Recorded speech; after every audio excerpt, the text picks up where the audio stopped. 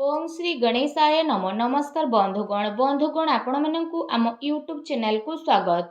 बंधुगण आजिर ए भिडियो रे आमे आपण मानकु कहबा पई जाउछु आगामी 3 दिनर स्थिति आपणकर किपरि रहिबो, केउ प्रकार ए आगामी 3 दिन को आपण प्लानिंग करिवे, ता सहित जदि आमे आपण मानकु कहबु केउ सब क्षेत्र रे आपणकु फायदा हेबो, केउ सब जिनिस रे आपणकु विशेष रूप रे सावधानता अवलंबन करबाकू पड़िबो, आपणकर लव लाइफ किपरि रहिबो, क्यारियर किपरि रहिबो, बिजनेस आ व्यापार किपरि रहिबो एवं ता सहित स्वास्थ्यर मध्य महत्वपूर्ण इनफॉरमेशन आमे आपण मानकु देबु।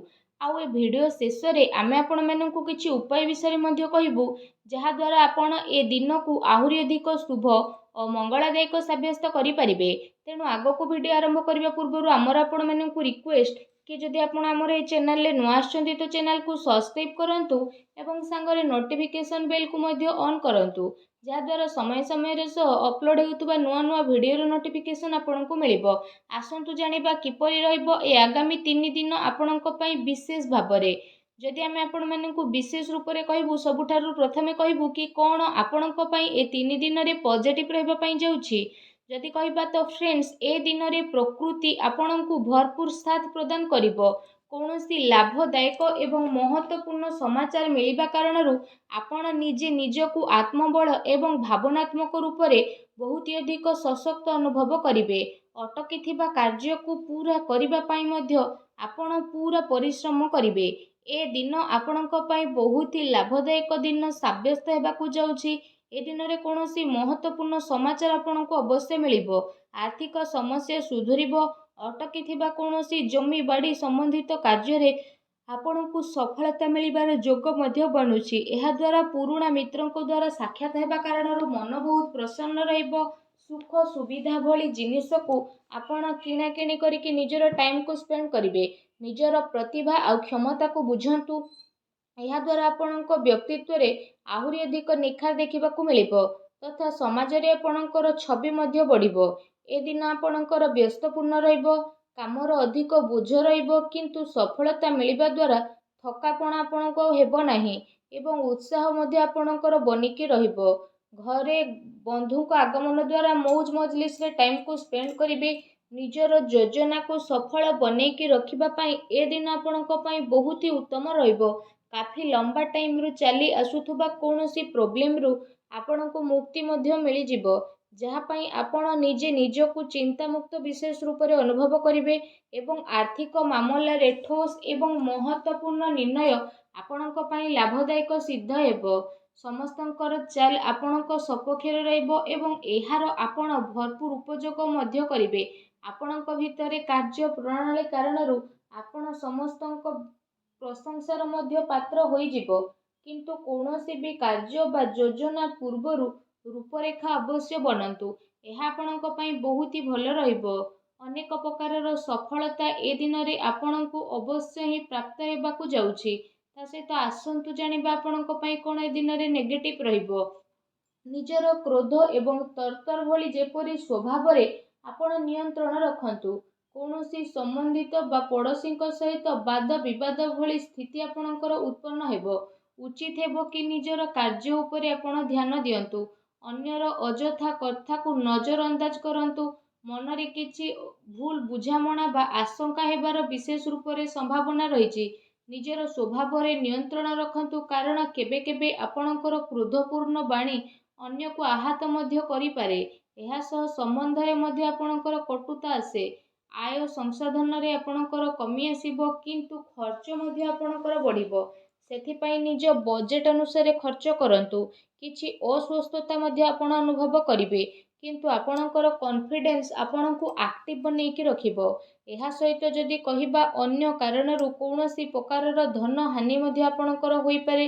भाई भौणी सहित निजर संबंध को खराब ना हेबाकू दियंतु नाही। एहा द्वारा अकारण रे ही आपणकर चिंता उत्पन्न हेबो। कौनसी प्रतिद्वंदी जलन भावना कारणरू आपणक पई किछि नकारात्मक वातावरण मध्य अनुभव हेबो एवं किछि कथा को नै लड़ाई झगड़ा मध्य आपणकर होई पारे, किंतु टिके सावधानता आपणको प्रॉब्लम रु मुक्त मध्य प्रदान करिवो। घर बड़ वृद्धंकर अवहेला आदु करंतु नाही। केबे केबे भूल बुझामणा एवं अलस्वामी कारणरू ଆପଣଙ୍କର ବନୁଥିବା କାର୍ଯ୍ୟରେ ରୋକାବଟ ମଧ୍ୟ ଆସିପାରେ। ଏହା ସହିତ ନିଜ ବିଚାରରେ ମଧ୍ୟ ସୁଧାରତା ଆଣନ୍ତୁ। ଏହା ଆପଣଙ୍କ ପାଇଁ ବହୁତ ହି ଭଲ ରହିବ। ଆସନ୍ତୁ ଜାଣିବା ଏ ଦିନରେ ଆପଣଙ୍କର ଲଭ୍ ଲାଇଫ୍ କିପରି ରହିବ।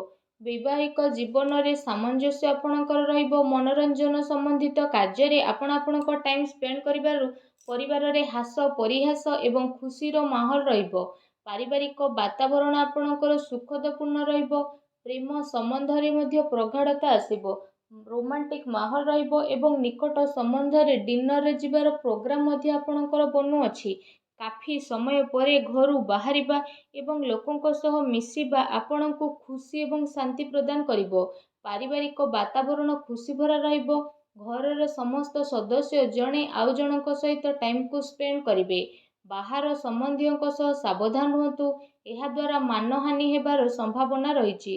ପରିବାରର ଗତିବିଧି ଆପଣଙ୍କ ଉପରେ ଦେଖା ମଧ୍ୟ ଯିବ। କାହିଁକି ନା କାମର ବ୍ୟସ୍ତତା ପରେ ଆପଣ ପରିବାରକୁ ଟାଇମ୍ ଦେଇପାରିବେ ନାହିଁ। ସେଥିପାଇଁ ଆପଣ ସେମାନଙ୍କ ପାଇଁ କିଛି ଟାଇମ୍ ଅବଶ୍ୟ ବାହାର କରିକି ରଖନ୍ତୁ। ବୈବାହିକ ସମ୍ବନ୍ଧରେ କିଛି ସମୟରୁ ଚାଲି ଆସୁଥିବା ଟେନସନକୁ ଆପଣ ସୁଲଝେଇବାରେ ସଫଳ ପ୍ରଦାନ ହେବେ ଏବଂ ଘରର ବାତାବରଣ ପୁନଃ ସୁଖଦ ଏବଂ ମଧୁରପୂର୍ଣ୍ଣ ରହିବ। ଆସନ୍ତୁ ଜାଣିବା ଏ ଦିନରେ ଆପଣଙ୍କ ବ୍ୟବସାୟିକ କ୍ୟାରିୟର କିପରି ରହିବ। ଏ ଦିନରେ ବ୍ୟବସାୟରେ ପ୍ରଡକ୍ସନ ସମ୍ବନ୍ଧିତ କାର୍ଯ୍ୟରେ କମି ଆସିବା କାରଣରୁ ଚିନ୍ତା ରହିବ, କିନ୍ତୁ ଆପଣଙ୍କର ପେମେଣ୍ଟ ଆସିବା ଦ୍ୱାରା ଆର୍ଥିକ ସ୍ଥିତି ଆପଣଙ୍କର ମଜବୁତ ରହିବ। ସେଥିପାଇଁ ବେଶୀ ଟେନସନ ନେବାର ଆବଶ୍ୟକତା ନାହିଁ। ଉଚ୍ଚ ଅଧିକାରୀଙ୍କ ସହଯୋଗ ଆପଣଙ୍କୁ ଆପଣଙ୍କ କାର୍ଯ୍ୟରେ ସଫଳତା ପ୍ରଦାନ କରିବ। ତା ସହିତ କୌଣସି ବଡ଼ ଧରଣର ଅର୍ଡର ମିଳିବାର ମଧ୍ୟ ଯୋଗ ବନୁଛି। ସରକାରୀ ସେବାୟତ ବ୍ୟକ୍ତିଙ୍କ ଉପରେ କାର୍ଯ୍ୟର ଅଧିକ ବୋଝ ମଧ୍ୟ ଆପଣଙ୍କ ଉପରେ ରହିବ। କାର୍ଯ୍ୟ କ୍ଷେତ୍ରରେ କୌଣସି ନିର୍ଣ୍ଣୟ ଏକା ନିଅନ୍ତୁ ନାହିଁ। ଟିମ୍ ୱାର୍କ ବନେଇକି ଆପଣ ସବୁବେଳେ କାମ କରନ୍ତୁ। ଏହାଦ୍ୱାରା ବ୍ୟବସ୍ଥା ଉତ୍ତମ ବନିକି ରହିବ। ଆର୍ଥିକ ମାମଲାରେ କାହା ଉପରେ ଅଧିକ ଭରସା କରନ୍ତୁ ନାହିଁ, ନା କୌଣସି ପ୍ରକାରର ସମଝୋତା କରିବେ। ବ୍ୟବସାୟିକ କ୍ଷେତ୍ରରେ ଆପଣଙ୍କୁ ଆପଣଙ୍କର ପରିଶ୍ରମର ଅନୁରୂପ ବହୁତ ଭଲ ପରିଣାମ ମଧ୍ୟ ହାସିଲ ହେବ। ଏ ଦିନରେ ଆପଣଙ୍କୁ ଆପଣଙ୍କ ଭାଗ୍ୟର ଅଧିକ ସହଯୋଗ ମିଳିବ। ଚାକିରି ପେଶା ବ୍ୟକ୍ତି କୌଣସି ସରକାରୀ ମାମଲାରେ ଫସି ମଧ୍ୟ ପାରନ୍ତି, ତେଣୁ ସାବଧାନ ରୁହନ୍ତୁ। ବ୍ୟବସାୟିକ ପରିସ୍ଥିତି ଆପଣଙ୍କର ଅନୁକୂଳ ରହିବ। ନିଜର ପୁରା ଧ୍ୟାନ ବିଜନେସରେ କେନ୍ଦ୍ରିତ କରନ୍ତୁ। କୌଣସି ବଡ଼ ଲୋକଙ୍କର ମିଳିବାର ସମ୍ଭାବନା ମଧ୍ୟ ରହିଛି। ବ୍ୟବସାୟିକ ଗତିବିଧି ସମ୍ବନ୍ଧିତ ଯୋଜନା କୌଣସି ବାହାର ବ୍ୟକ୍ତି ଆଗରେ ଆପଣ ସେୟାର କରନ୍ତୁ ନାହିଁ। କେହି ଏହାର ଅନୁଚିତ ଉପଯୋଗ ମଧ୍ୟ କରିପାରେ ଏବଂ ଅର୍ଡର ସମ୍ବନ୍ଧିତ ସବୁ କାର୍ଯ୍ୟରେ ପକ୍କା ବିଲ୍ର ଆପଣ ଉପଯୋଗ କରନ୍ତୁ। ଚାକିରି କରୁଥିବା ଜାତକଙ୍କ ପାଇଁ ଏ ଦିନ ବହୁତ ହି ଲାଭଦାୟକ ଦିନ ରହିବାକୁ ଯାଉଛି। ଏହା ସହ ଚାକିରି ସମ୍ବନ୍ଧିତ ଏ ଦିନରେ ଆପଣଙ୍କୁ ବହୁତ ହି ଭଲ ଖୁସି ଖବର ଅବଶ୍ୟ ହିଁ ପ୍ରାପ୍ତି ହେବ, ଯାହାଦ୍ୱାରା ଆପଣଙ୍କୁ କାଫି ଖୁସିର ଅନୁଭବ ହେବ। ଆସନ୍ତୁ ଜାଣିବା ଏ ଦିନରେ ଆପଣଙ୍କ ସ୍ୱାସ୍ଥ୍ୟ କିପରି ରହିବ। ଗ୍ୟାସ୍ ଏବଂ ଏସିଡିଟି ଦ୍ୱାରା ଆପଣ ପ୍ରୋବ୍ଲେମ ରହିବେ। ଖାଦ୍ୟପେୟରେ ସଂଯମତା ରଖନ୍ତୁ। ବ୍ୟବସ୍ଥିତ ଦିନଚର୍ଯ୍ୟା ରଖିବା ପାଇଁ ଆପଣଙ୍କୁ ଆବଶ୍ୟକ ରହିଛି। ସ୍ୱାସ୍ଥ୍ୟ ମୌସୁମୀ ପରିବର୍ତ୍ତନ କାରଣରୁ ଥକାପଣ ଆପଣଙ୍କୁ ଅନୁଭବ ହେବ ଏବଂ କମଜୋରି ଅନୁଭବ ହେବ। ନିଜର ଇମ୍ୟୁନିଟି ସିଷ୍ଟମକୁ ଷ୍ଟ୍ରଙ୍ଗ କରନ୍ତୁ। ତା ସହିତ ନିଜ ସ୍ୱାସ୍ଥ୍ୟକୁ ଆହୁରି ଅଧିକ ଭଲ ରଖିବା ପାଇଁ ଆପଣ ପ୍ରତ୍ୟେକ ଦିନ ଯୋଗ କରନ୍ତୁ, ବ୍ୟାୟାମ କରନ୍ତୁ ଏବଂ ସୁସ୍ଥ ରୁହନ୍ତୁ। ଆସନ୍ତୁ ଜାଣିବା ଆଜି ଆପଣଙ୍କ ପାଇଁ କ'ଣ ବିଶେଷ ଉପାୟ ରହିଛି। ଏ ଦିନରେ ଆପଣ ବିଶେଷ ରୂପରେ ସ୍ନାନ ଆଦି କରିସାରିବା ପରେ ନିଜର ଶ୍ରଦ୍ଧା ଅନୁସାରେ, ନିଜ ସାମର୍ଥ୍ୟ ଅନୁସାରେ ସବୁଜ ମୁଗର ଦାନ ଭଗବାନ ଶ୍ରୀ ଗଣେଶଙ୍କୁ ସ୍ମରଣ କରିକି କରନ୍ତୁ। ଏପରି କରିବା ଦ୍ୱାରା ଭଗବାନ ଶ୍ରୀ ଗଣେଶଙ୍କ କୃପା ପ୍ରାପ୍ତ ହେବ ଏବଂ ଆପଣଙ୍କ ଜୀବନର ସବୁ ଦୁଃଖ କଷ୍ଟ ଦୂର ହେବ, ସବୁ ବାଧାବିଘ୍ନ ମଧ୍ୟ ଦୂରେଇ ଯିବ। ଆଶା କରୁଛି ଆଜିର ଭିଡ଼ିଓଟି ଆପଣଙ୍କୁ ଭଲ ଲାଗିଥିବ। ଭିଡ଼ିଓଟି ଭଲ ଲାଗିଥିଲେ ଭିଡ଼ିଓଟିକୁ ଲାଇକ୍ କରନ୍ତୁ। ଆଉ ଯଦି ଚ୍ୟାନେଲରେ ନୂଆ ଆସିଛନ୍ତି ତ ଚ୍ୟାନେଲକୁ ସବସ୍କ୍ରାଇବ୍ ମଧ୍ୟ କରନ୍ତୁ। ଧନ୍ୟବାଦ।